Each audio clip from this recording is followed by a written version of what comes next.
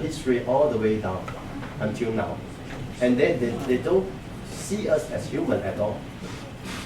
And for me, this is one of the reasons I start to question myself and then making difference. Yeah. Because when the British first, because the racial idea came along with the colonization, because the racial hierarchy rationalized their colonization. You see, the white to be the very top, and then the Malay, Chinese, and then they need someone to be at the bottom, and then they choose oral asli. And the very first study about oral asli and all the paper you can find is all done by British. And then you can look at the study, and then they go inside, and then they do a lot of the interview and survey with the oral asli to prove that they are not fully human. They say they can do certain gesture, their head size is too small. They find a lot of the reasons, say, oh, oral asli is not human, so they should be subject of anthropology. And this idea actually give it to Malay. Pass it to Malay, like, oh, they are not really fully human. You see, for people, if you want to do something violence to another people, you have to dehumanize. Dehumanize. This is what exactly they do. Similar things happen in Vietnam, Indonesia, Taiwan.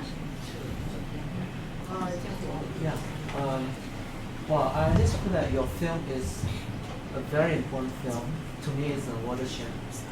I was going to ask you this question: whether you have any plan to show the film to show a film to the politicians who are in power, politicians, but people in DAP, people in Kek-huat-Lecture.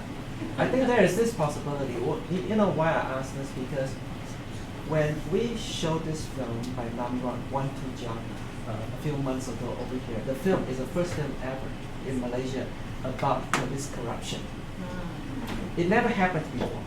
But then this film got the permission from the police to allow Namron to shoot this film about police corruption in Malaysia, right?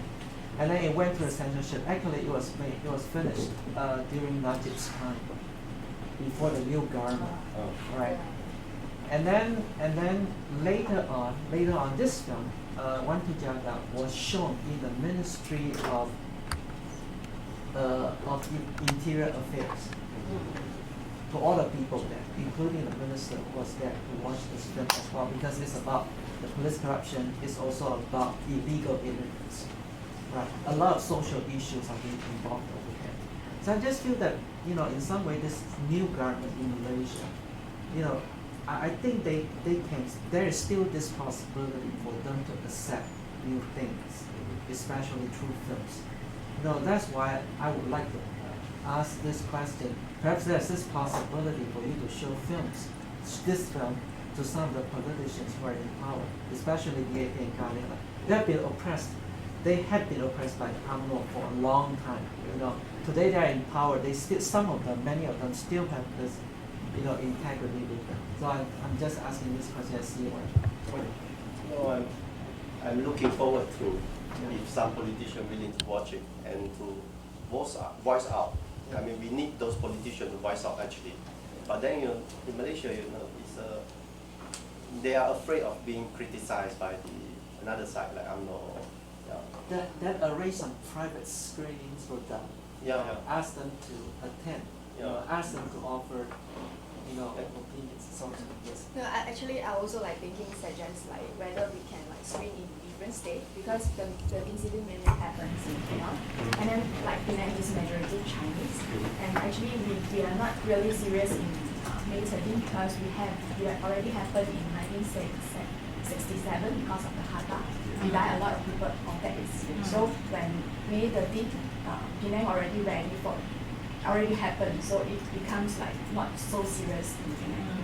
So I was thinking in different states like Kelantan or maybe Sabah Sarawak, I think we have a very different point of view on what this Malaysia is and what May 13 maybe Kelantan people doesn't have any feeling on this. Yeah. So I think it's interesting to see in Malaysia we have really different kind of perspective. Yeah. And I also thinking about Chin Ho mentioned about the politician. I'm not really have confidence on politician because maybe even we put effort to them, but maybe they will like, use it to different agendas. Yes. Yeah. That's the danger. Will be made use. Right. Yeah. Question from other students?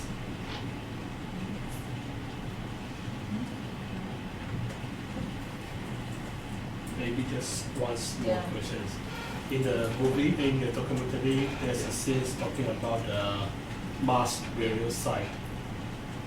The burial site of the people who've been killed in the riot. The graveyard. The graveyard.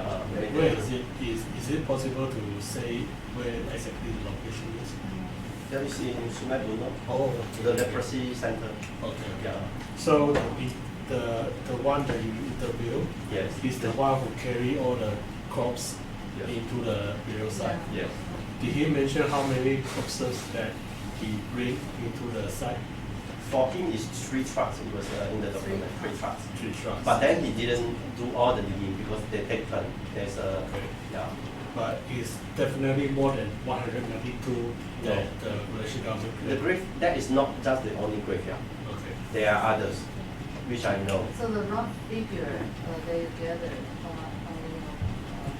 Well, journalists, if you say the international journalists, they say it's over 1,000. over the Yeah, they estimate over 1,000, but we don't know the exact number. Yeah, and if you follow there's another documentary, Sing How, another documentary. Some of those people who already passed away, in the government record, they are still alive. There's no death. Yeah, means like people they don't really document everything, and no one really go and arrange and collect everything. Yeah.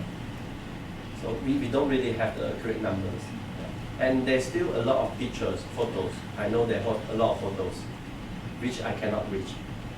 But I know there's a lot of photos. I also get footage from the party, British party. They did have a reporter after the incident, the day after the incident, they took some footage. I watched the footage, but due to the copyright, it's so expensive to use it, so I can't put it in the film. What is in the footage? The burning shot, there are corpses along the street. Yeah, but then the cost, if I want to use the footage itself, is the total cost of the whole documentary. Oh. Yeah, it's exclusive. It's very expensive. I did watch it, but I can't use it.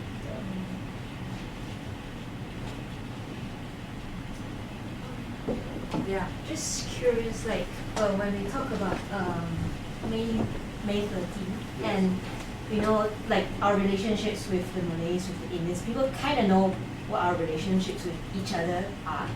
But what is because like from the Orang Asli segments, it's mostly like, oh, they know the Malays don't like us, and what do the Malays actually know? What do they feel towards the Orang Asli? Because they were the ones suppressing them, right? But it's more, I didn't see like, it's more of a one-way perception towards Orang Asli, towards the Malays. But what are the other side, like, are they actually aware? Because the Malays are definitely aware of the Chinese and the Indians' relationships with each other in the city, but what is their relationship with the Orang Asli?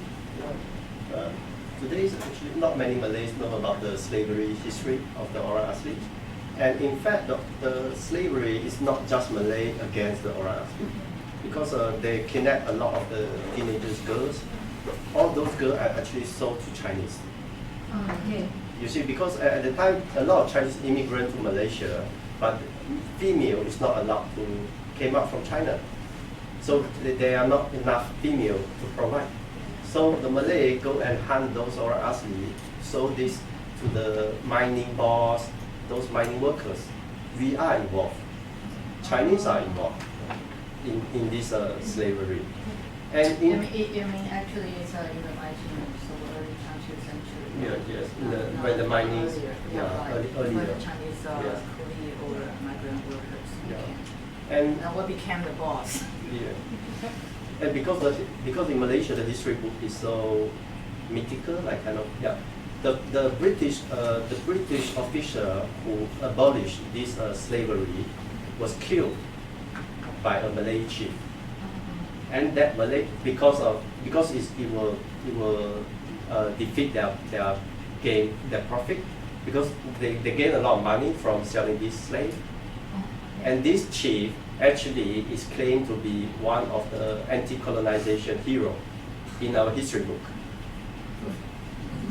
Yeah, What's his name? I know the governor is Persian. Oh, Yeah, the Perak, Yeah, Perak. Yeah, I think I Yeah, remember. and then the person who killed him was claimed to be hero in the history book because he cannot hunt slave anymore.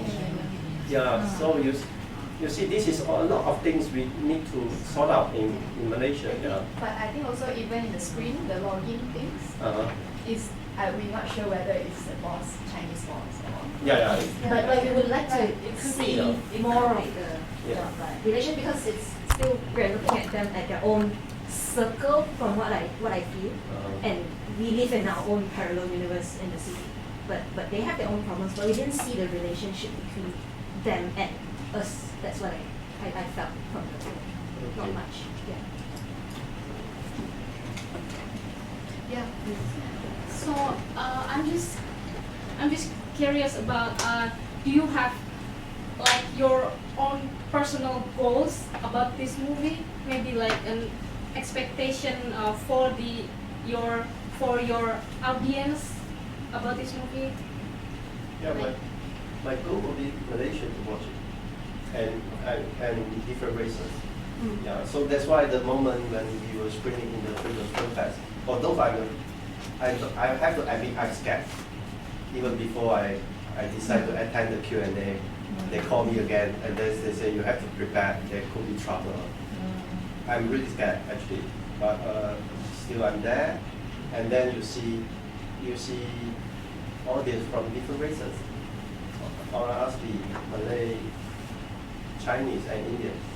Yeah, like I told you just now, some of my Chinese friends when they watch it, they are kind of scared because they are surrounded by Malay, and this film is questioning the Malay supremacy. You don't really know how would they react. Yeah, but the thing is, in Kuala Lumpur, most people who came in is mostly English educated, and they are human rights activists, human rights lawyers. So even Freedom Film Fest, which is the most provoking radical film festival in Malaysia, they dare not to bring it out of KL to screen it because they worry if you're out of this Kuala Lumpur without the human rights lawyers or this, without their support, they hard for them to imagine what will happen if you screen it in like Kelantan or Johor. We are not worried. We are not worried for the special agents, the government. We are worried with those racial extremists. local. Those racial extremists. The police were there is to protect us actually. They know if those racial extremists come, they need to protect us because there could be conflict or something. This is what actually worries us. So even Freedom Film Fest, they say, oh, we will think about if should they screen out of KL because they don't really know if they can control the screening or not. Yeah. But then we can do like my previous one, Absent Without Me, they were banned, and I put it online on the internet. This is one of the way to do it. Yeah. So when you talk about racial extremists, you're talking about the Malay or including Chinese? Mostly it's Malay. Yeah. Also the religious groups. Religious group, yeah. Different groups, different in religious groups. Indonesia, it's maybe even more serious. Do you think so? Yeah. Yeah. There will be like some people that under this religious that will just burst in like do whatever, Yeah, and then because the police can't do much about it actually. Yeah, right. So because there could be a public violence, like street violence. They call it frontier justice. People can do publicly violence against. But in Malaysia, it will not happen nowadays. Not that openly. Yeah. Now, But even the Mr. Jubil and Yeah. Mr. Hassan, they are too worried. They did not come for the screening. they're afraid. Yeah, they're afraid what will happen. Yeah. Yeah, Yeah, so Singapore left the Malaysian Federation in 1965, right? So do you think this had anything to do with it and the politics in Malaysia back then? Well, if you look at the memoir of the Lee Kuan Yew, it was much related. Because if you cut away Singapore, it will cut down a lot of Chinese voters. Yeah, if you take it to Singapore, the number of the population, Malay and Chinese is quite big. Yeah, this is what if you look at the memoir of Lee Kuan Yew, he wrote it in the memoir. Yeah, it's something to do with the. I won't say it's because a direct cause, but there is related in something. Yeah. By the way, the same kind of riot took place in Singapore in 1964. Right. Probably larger than the one in Kuala Lumpur in 1961. We do not know which one was larger, but a similar riot took place in Singapore, causing the separation. Huge anti-communist act. But it's the first time on the screen we talked about military killing the citizens. We all thought it's just citizens killing each other. Yeah. Like the policeman in Hong Kong killing, suiciding The protesters. Yeah. It's a rogue police gangsters. Yes. Like in Indonesia during this 65. So actually, there are a lot of unsolvable problems, but younger generation should work on it, including us, younger generation. Yeah, but I guess no further questions. Just one last. Two more. more. Okay, Pam. Do you feel more relaxed with an audience like an international audience than, like, do you feel any difference between when you have a screening In Malaysia, and Yeah, here. it's different. It's totally different. Yeah. It's definitely more relaxed here. But then in Malaysia, I mean, you still need to be careful with the words you use. Like when you talk to Malay audience or Indian audience or even Chinese audience. Yeah, because the tension, that kind of tension is still there. I mean, in the Freedom Fest, it's more liberal, open-minded. It's okay. It's a really public discussion. But when you go to the Chinese secondary school and then you talk to those all the Chinese elders and community leaders, say, "Oh, you guys are too close-minded." Yeah, we Chinese are also racist in this country.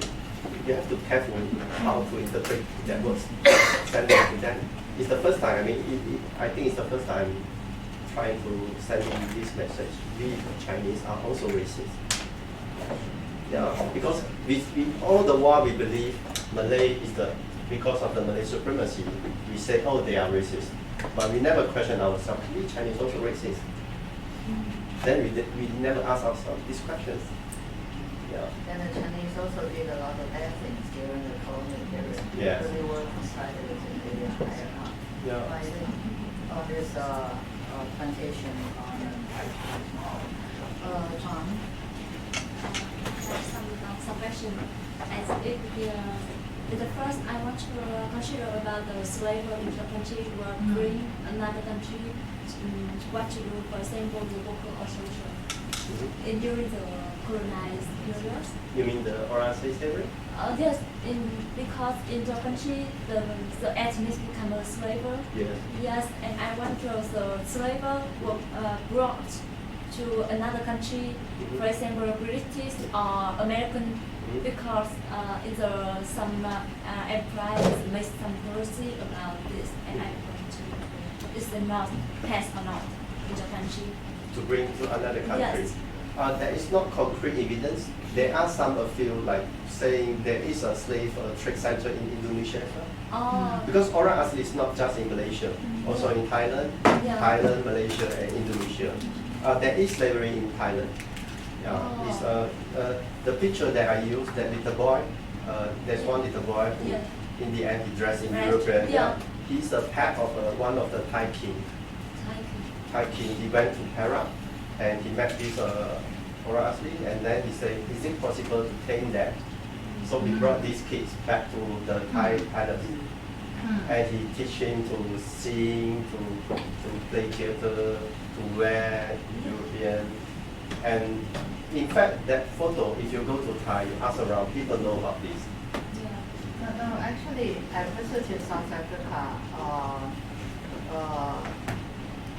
and in one museum, I saw Malaysian workers, a list of South Africa.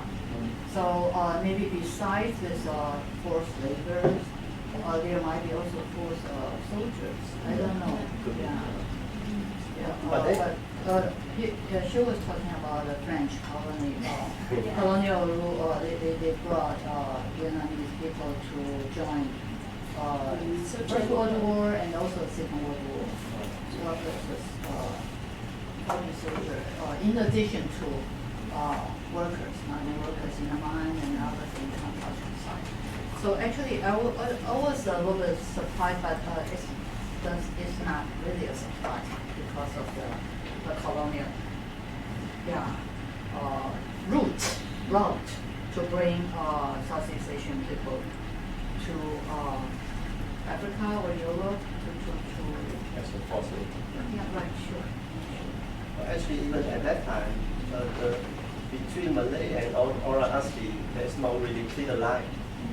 You can't say, oh, they are Ora Asli. There is mismarriage between Malay and Ora Asli.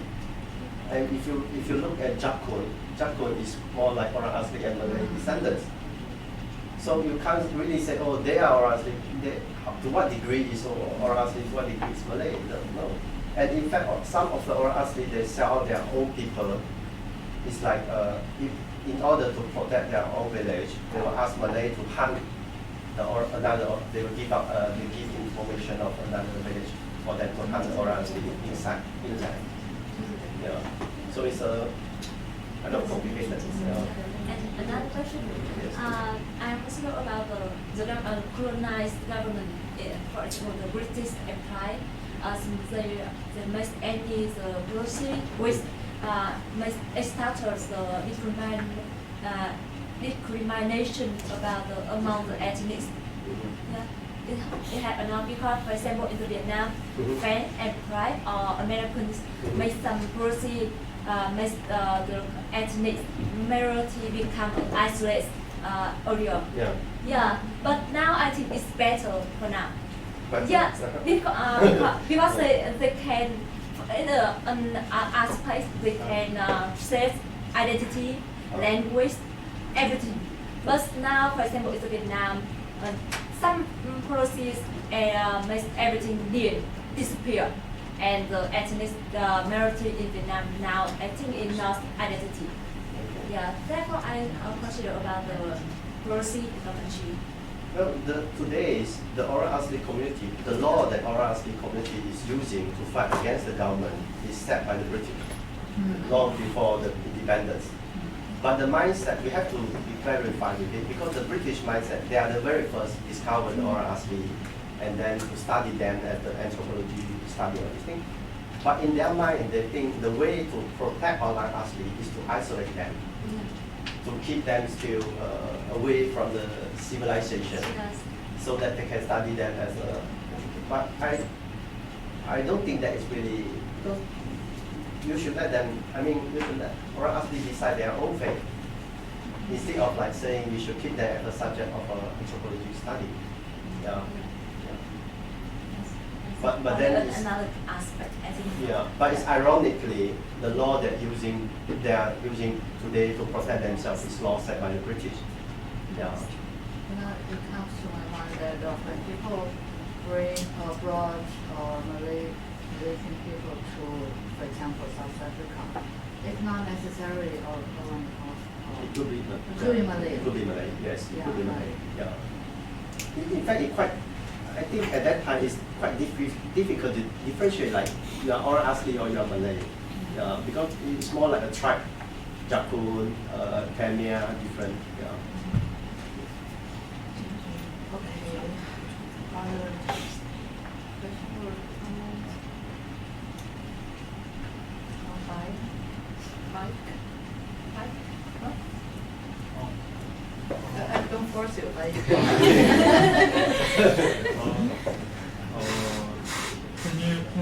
Can you introduce a story or question from critical audience in Malay? Maybe. 你可以用中文。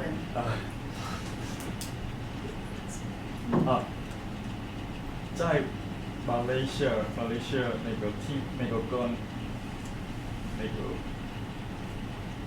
比如说那首歌嘛，比如说这影片里面那首歌是不是？他是说那边有没有 critical 的，有没有批判性的说法，是吗？对对对。哦，是对于这个影片的批判吗？反对。看过的看这个影片的人的那个批评，还有那个问题当中比较那个有兴趣的，对对对。Yeah, there is actually, there is a lot. There is people who like it. Also, there are people don't like it. They criticize, but that is what documentary do. I don't answer the questions. If like I raise the question, and then people can raise other questions, and they can make other documentary to answer my documentary. This is what public discussion about. Yeah, I do not assume I am right. I do not assume I am right throughout the whole film. I just raise the question that I want to raise. Yeah. And I'm still carry on. The question that I collect is the knowledge that I make next documentary. Yeah. He's planning to make more and more and more documentaries, including the Sudan past history. That's Sudan. Yeah. That's affecting contemporary political operation. That's very interesting. Yeah, at first I'm quite worried because I show the Sudan footage in the film, especially in the Malay monarchy. Yeah. But since I already put it then, yeah. Yeah, sure.